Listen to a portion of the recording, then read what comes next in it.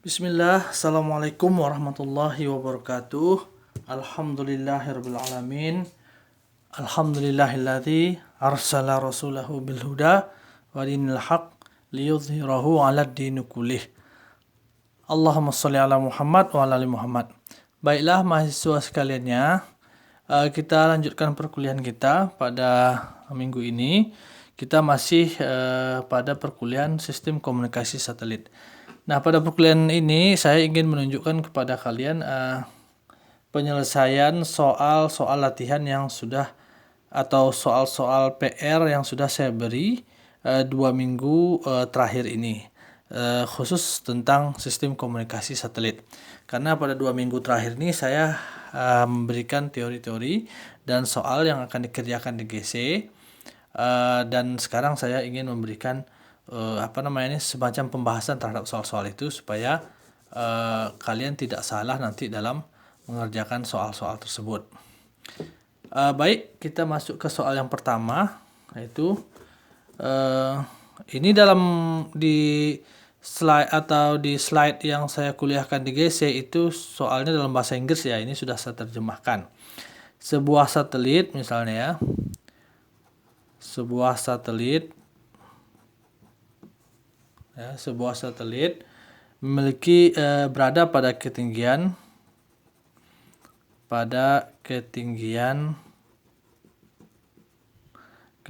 misalnya 1400 km dari permukaan laut ya, dari permukaan laut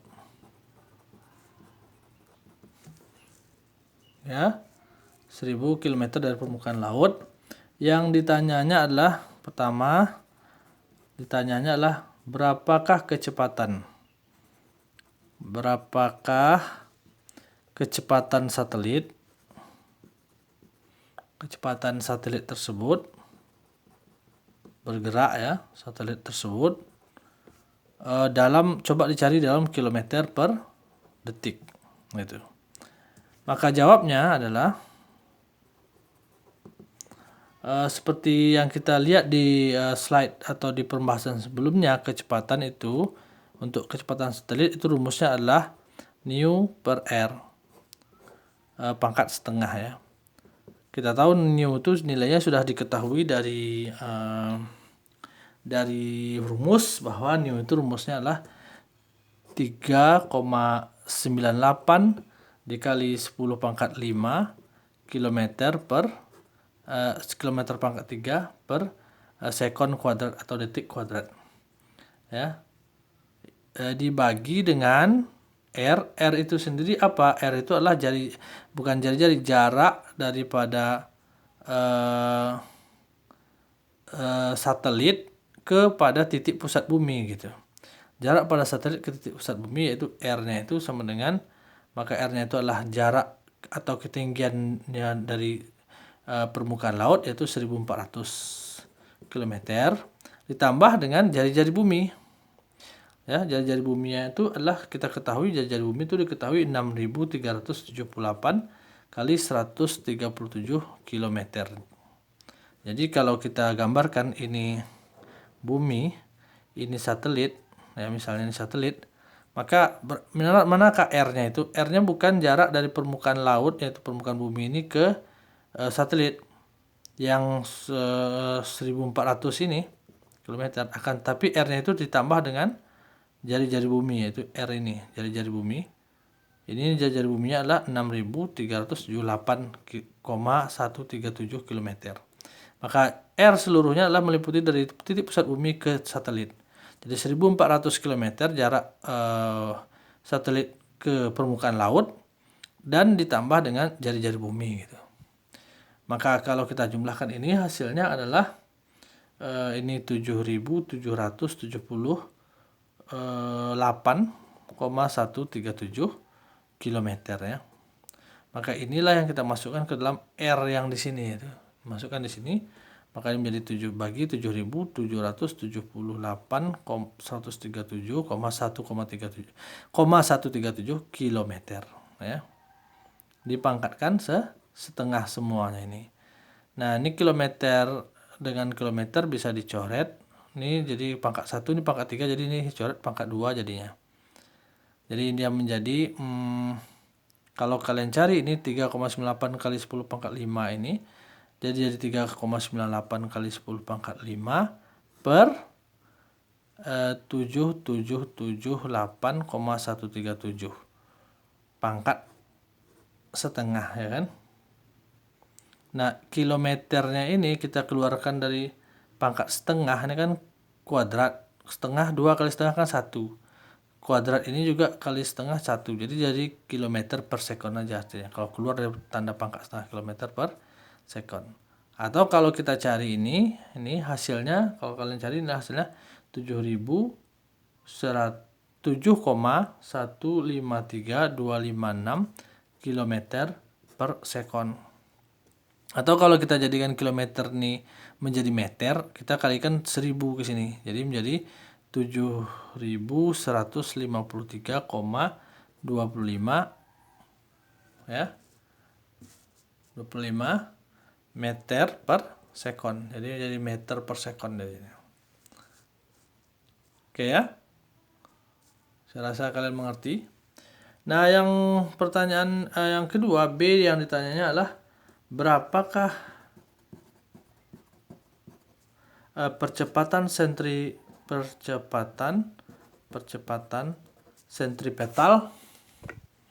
ya, sentripetal dan sentrifugal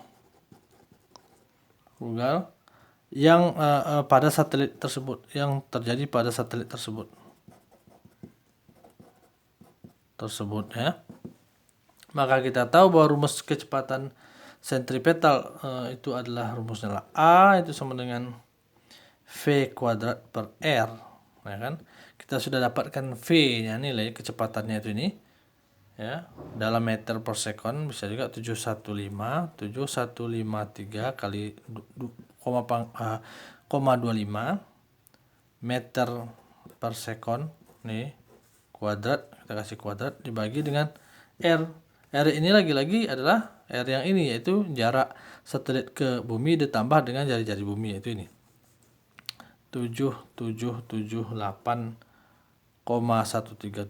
km. Kalau kilometernya jadikan meter, karena ini di atas ini meter, maka kilometernya jadikan meter kali 10 pangkat 3 kali 10 pangkat 3, ya kan. Jadi meter dia. Itu ya. Nah, ini meter kuadrat.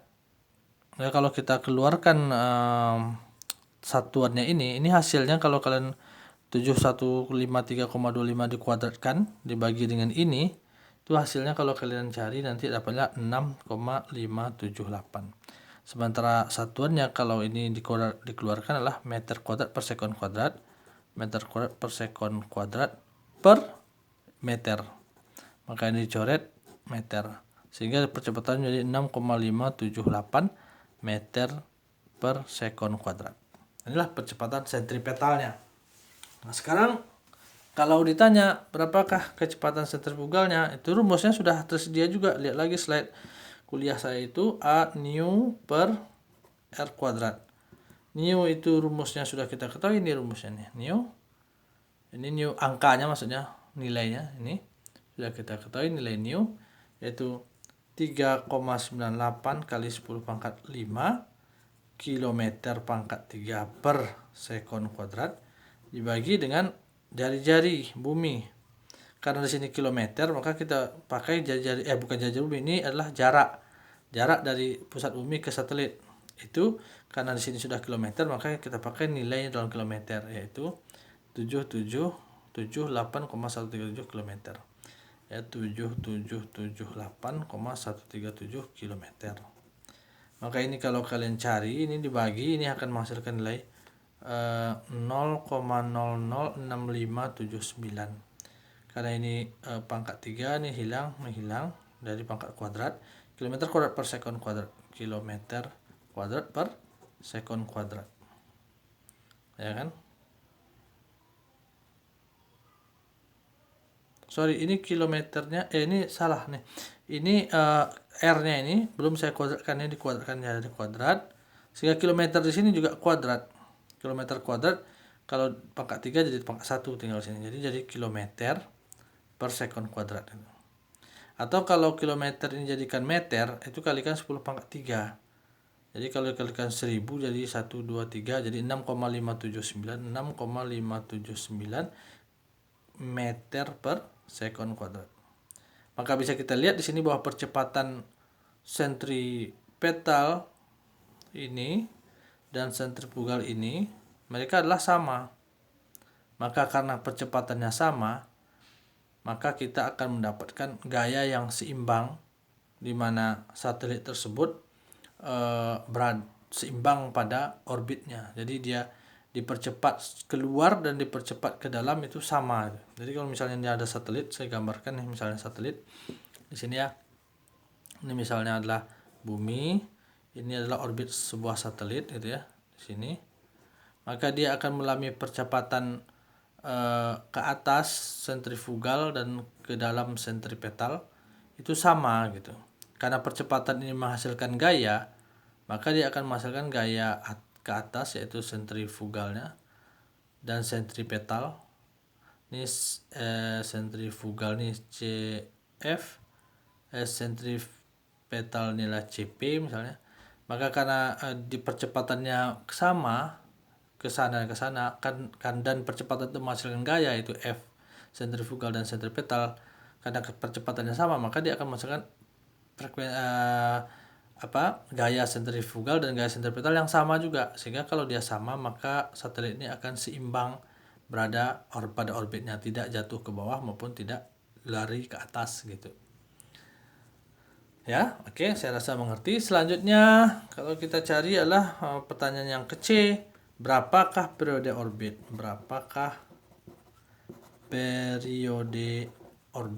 Apa yang dimaksud dengan periode orbit?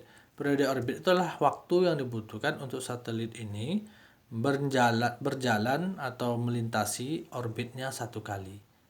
Atau dalam bahasa lain adalah waktu yang diperlukan untuk satelit ini memutar atau mengelilingi bumi satu kali. Itulah periode. Jadi rumusnya juga sudah ada. T periode itu adalah 2V_R per V kecepatan. Jadi ini jarak daripada pusat bumi ke satelit. Jadi 2 dikali 3,14 ya, karena V ini 3,14 dikali R. R-nya ini adalah ini sudah kita ketahui tadi, kali 7.778,137 km per kecepatan. Kecepatannya kita ambil yang nilai kilometernya, yaitu yang ini. Ya, ini kilometer per sekon nih. Ya.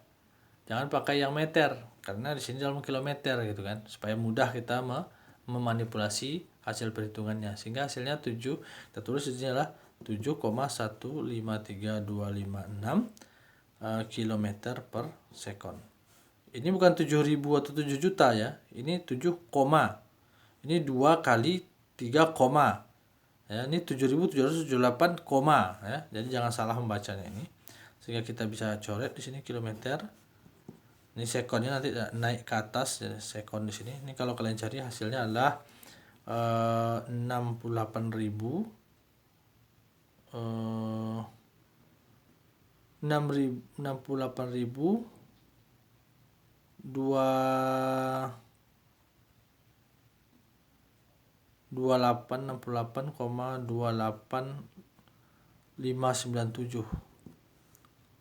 68.000 ya sekon. Kalau kita jadikan menit kita bagilah dengan 60 gitu ya, dia menjadi 113,8099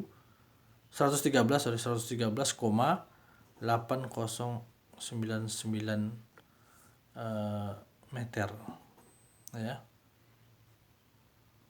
Dan kalau kita jadikan jam, ini bagi lagi dengan 60 kan, 1 menit kan 1 jam kan 60 menit, maka bagi lagi dengan 60 hasilnya adalah 1,896 jam.